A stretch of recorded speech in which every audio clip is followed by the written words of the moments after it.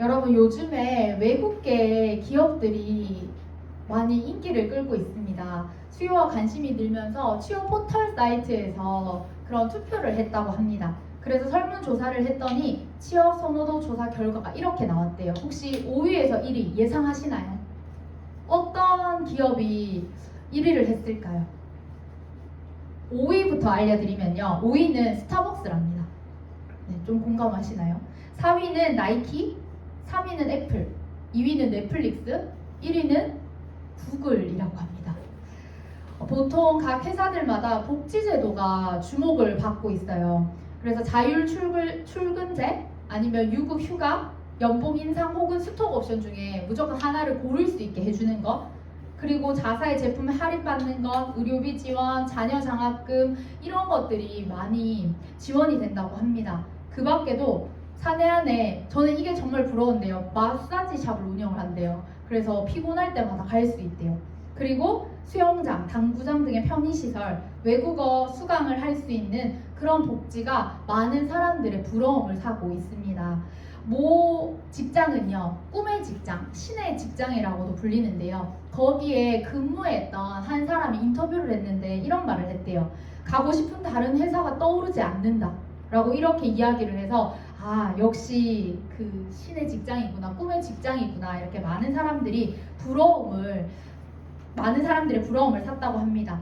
우리는 이런 회사에 취업하는 것뿐만이 아니라 대학에 진학하는 것, 어떤 일을 결정하는 것, 각 분야에서 원하는 것들을 볼 때 연봉도 생각하고 내가 이 회사에서 얼마나 누릴 수 있는지, 휴무일, 여러 가지들을 고려하게 되는데, 그 모든 일들 중에서 집중하는 것이 한 가지가 있대요. 그것이 무엇이냐면 바로 그 공통점이 사람에게 인정받는 것, 사회로부터 인정받는 것, 그것이 공통점으로 드러났다고 합니다. 우리는 보통 그렇죠. 직장을 비하하는 것이 아니라 대기업의 직장에 다니는 직장인들, 그리고 비정규직 알바생을 이렇게 놓고 본다면 어느 사람이 더 낫다고 생각하겠습니까? 이미 우리는 이런 생각들로, 시선들로 다른 사람을 판단하기도 하고, 또 우리 안에 좀 만족감을 누리기도 하고, 아, 나는 이 정도니까 괜찮아, 아, 저 사람들에 비해서 내가 나 라고 하는 생각을 하면서 많은 비교를 하면서 살아갑니다. 그 위안을 삼으면서 살아가는 사람 반면에는 또 자괴감과 열등감과 내가 이 길이 맞는지 수도 없이 나락으로 빠지는 그런 사람들도 있습니다. 오늘 이런 모든 환경 가운데서 내 상황과 내 수준보다 더 중요한 것이 있는데요. 내가 뛰어나든 뛰어나지 않든, 무엇을 하든 하지 않든, 돈이 많든 적든 그것은 아무런 상관이 없습니다. 이런 것들보다 더 중요한 가치가 있기 때문입니다. 오늘 말씀 속에서 그 중요한 가치를 발견할 수 있는 우리들이 되기를 소망합니다. 오늘 말씀은요, 여호수아가 정탐꾼을 보내는 내용이 나옵니다. 그런데 이 정탐꾼을 보내는 내용이 이번이 처음이 아닙니다. 원래 처음에는 모세의 때에 정탐꾼을 보내게 되는데요, 때는 바야흐로 40년 전으로 거슬러 갑니다. 신명기 1장 22절을 보면 하나님께서 명령하시기 전이었습니다. 이스라엘 백성들이 미리 요청을 하게 되죠. 가나안 땅을 정탐하게 해달라. 이 사람들이 이렇게 말하는 이유는요, 사실 그 가나안 땅이라고 하는 곳을 정탐하면서 실패하면 어떡하지? 라는 두려움들이 있었기 때문입니다. 많은 학자들이 실제로 이렇게 추측을 한다고 해요. 그들 안에 있던 두려움들이 그들을 눌렀을 것이다. 하나님은 그런 부탁에 정탐꾼을 여리고로 보내게 됩니다. 정탐꾼을 보내게 됩니다. 민수기 13장에 보면 이렇게 명령을 하십니다. 이제 12명의 정탐꾼이 정탐을 하러 가는 것이죠. 그 가나안 땅에 들어가게 되는데요. 오늘 다시 정탐을 하라고 명령을 했던 사람 여호수아가 이 12명의 정탐꾼 중에 한 명으로 정탐을 하러 가게 됩니다. 그런데 여러분, 정탐의 결과가 어땠습니까? 12명 중에 딱 2명인 여호수아와 갈렙만이 그들은 우리의 먹이라 이렇게 이야기하면서 우리가 가자라고 이렇게 담대하게 이야기를 하고 있습니다.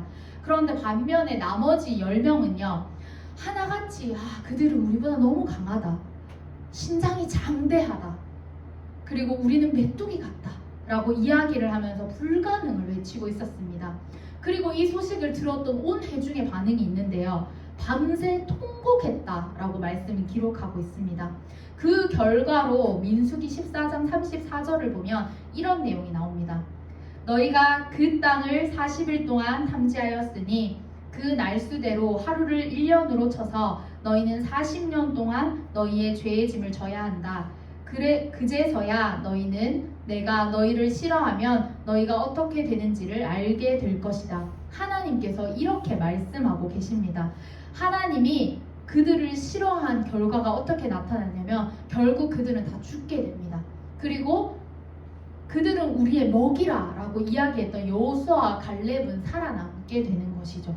그래서 이제 이 긍정적인 반응을 보였던 여호수아가 이스라엘의 지도자가 되고 40년 전에 그 사건이 있고 난 후에 시간이 흘러서 다시 그 땅을 정탐하러 가게 되는 겁니다. 오늘 1절 말씀을 보니까 딱 2명을 보냈다고 기록을 하고 있습니다. 그러면 이제 이들이 출발한 장소가 어디였는지 말씀은 시딤이라고 하는 장소를 이야기해주고 있습니다. 이 시딤은요, 지금 이스라엘 백성들이 가나안을 앞에 두고 진을 치고 있는 곳입니다. 진을 쳤다는 거에 어떤 뜻이냐면 그들이 거기서 먹고 자고 야영을 했다는 뜻이에요.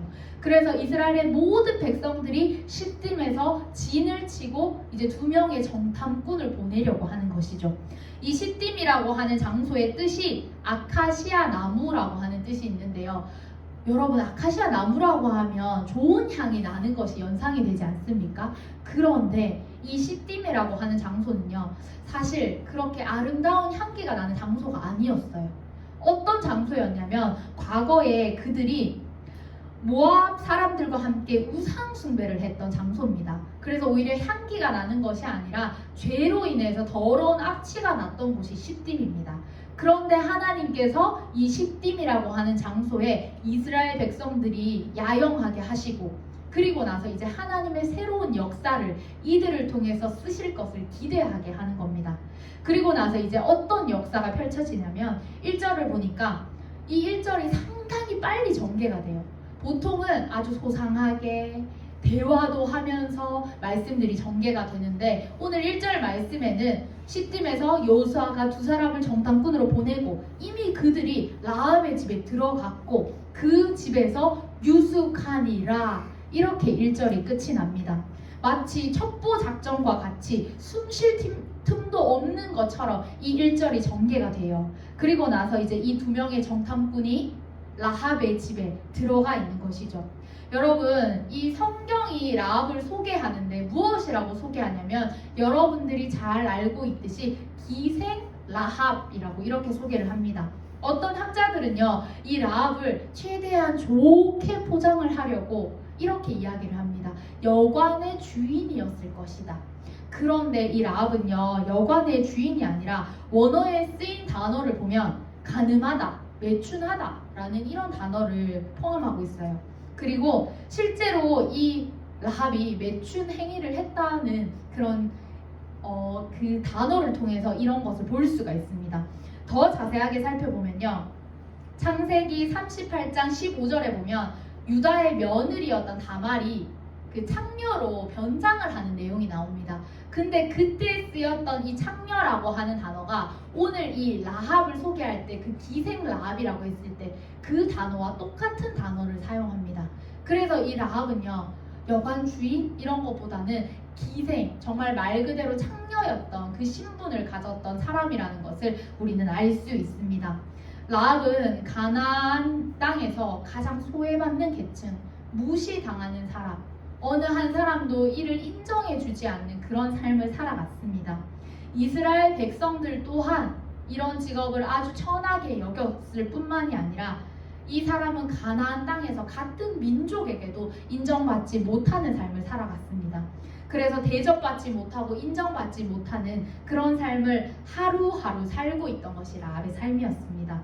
그런데 이 기생의 라합의 집에 이 2 정탐꾼이 들어갔던 이유는 아무래도 이 기생의 집이라 하면 천한 것 이런 걸 모든 것을 떠나서 많은 남자들이 왕래를 했을 것이고, 그러면 자연스럽게 그들의 대화 가운데서 이 땅의 뭐 군사에 대한 이야기들, 여러 가지 이야기들이 오갔을 것이기 때문에 오늘 정탐꾼들은 이곳에 유숙을 하면서 지내게 된 것입니다.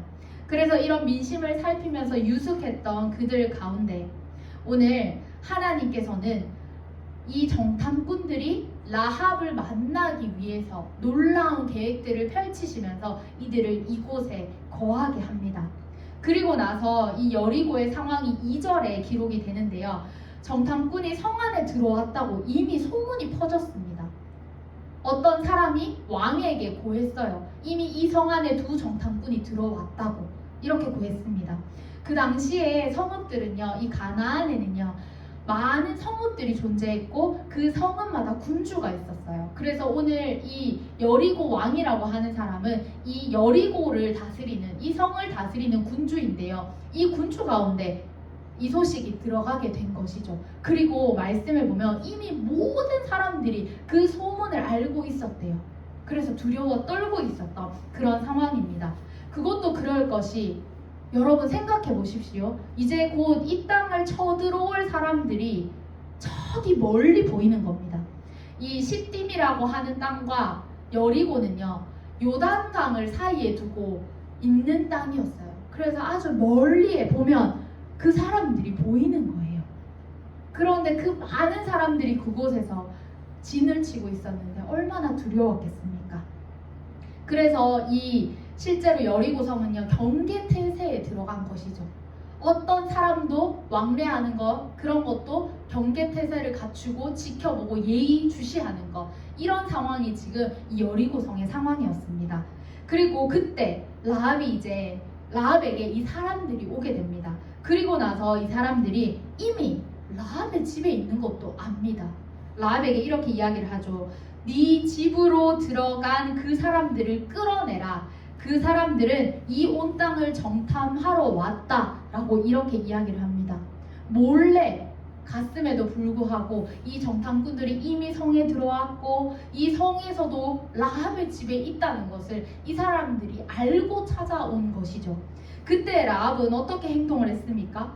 라합이 보니까 정말 대담했던 것 같아요. 6절을 보면 지붕에 올라가서 거기 버려놓은 3대의 정탐꾼들을 숨겼다라고 이렇게 기록을 하고 있습니다. 3대가 어떤 거냐면 세마포를 짤 수 있는 그런 줄기였다고 해요. 지금 우리 안동 3대 아시죠? 그런 것을 짜는 원료, 그런 것들을 널어 놓았다라고 이렇게 생각을 하면 되는데요. 이미 라헬은 자신의 집으로 온 정탐꾼들을 이 수색대들이 잡으러 올 것을 직감했습니다.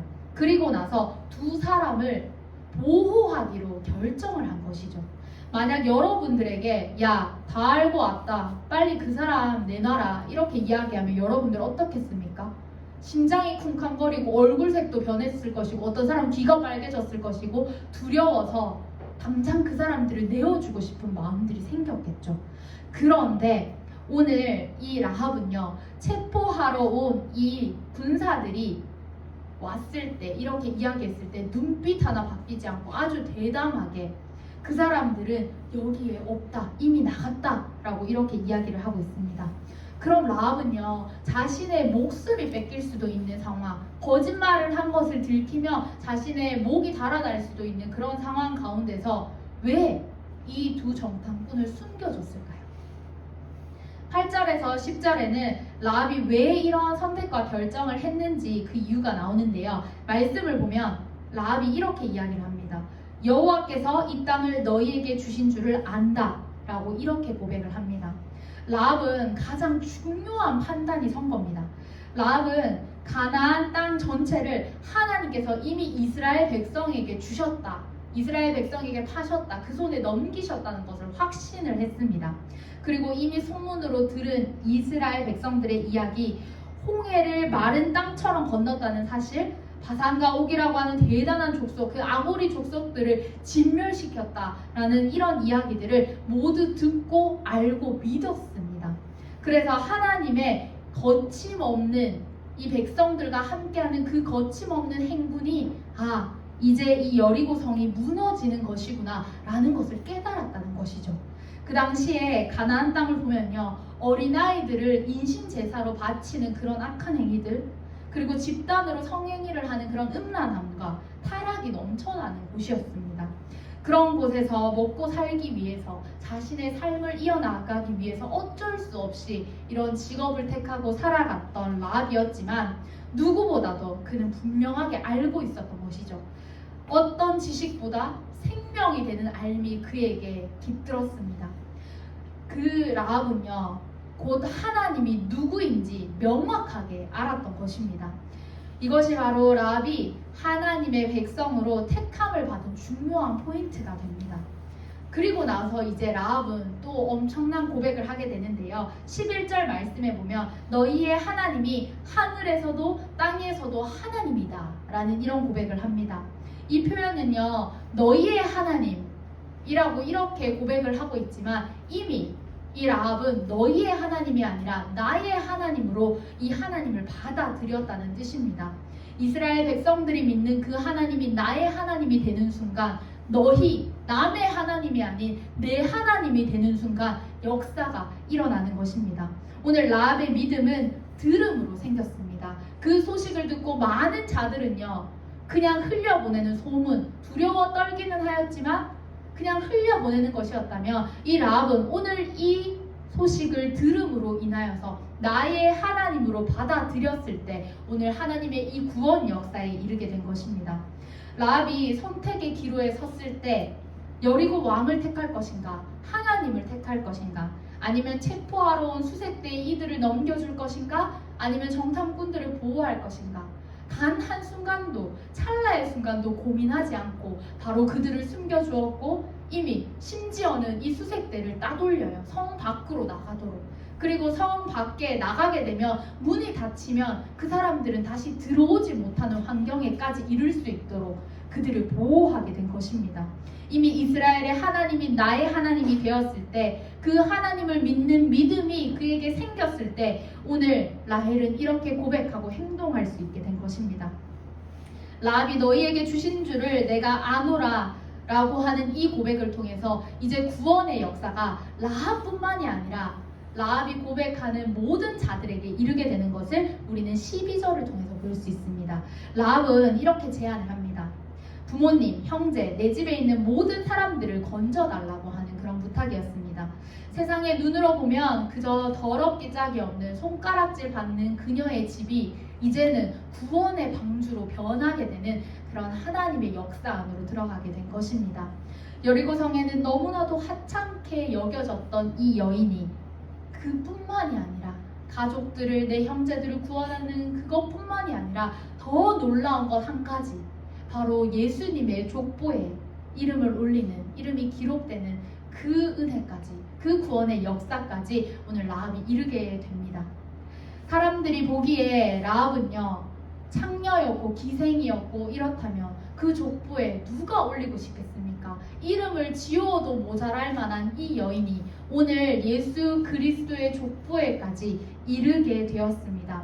라합이 돈이 많아서 똑똑해서 아니면 자기가 갖고 있는 사회적 지위가 높아서 이런 모든 것들을 가질 수 있었습니까? 그 어떤 것도 가지지 못했습니다.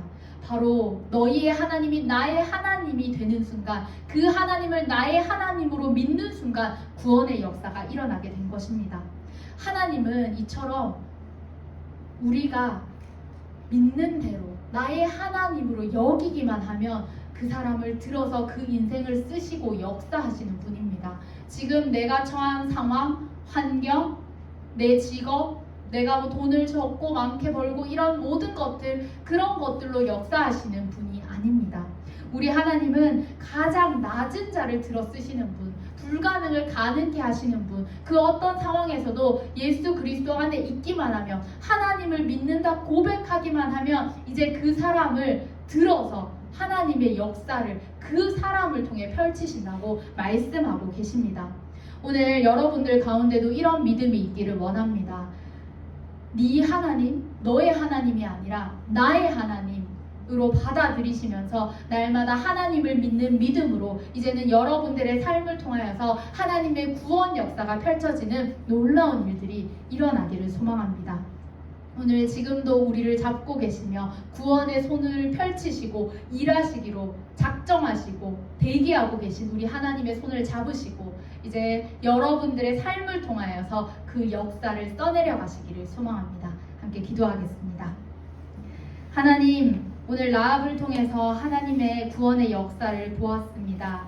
너희의 하나님에서 나의 하나님으로 믿는 믿음을 우리에게도 더하여 주시고 우리의 삶 가운데 하나님을 믿고 나아가는 삶이 분명히 다른 사람과는 분명히 차이 나는 삶임을 우리의 삶으로 증명해 보일 수 있는 믿음의 자녀들이 될 수 있도록 도와주시옵소서. 지금 내가 처한 상황과 처지와 환경과 모든 것을 뛰어넘어서 일하시는 주님을 보게 하시고 나의 문제들은 작아 보이고 하나님만 크게 보이는 은혜가 있게 하여 주시옵소서. 예수님의 이름으로 기도드립니다.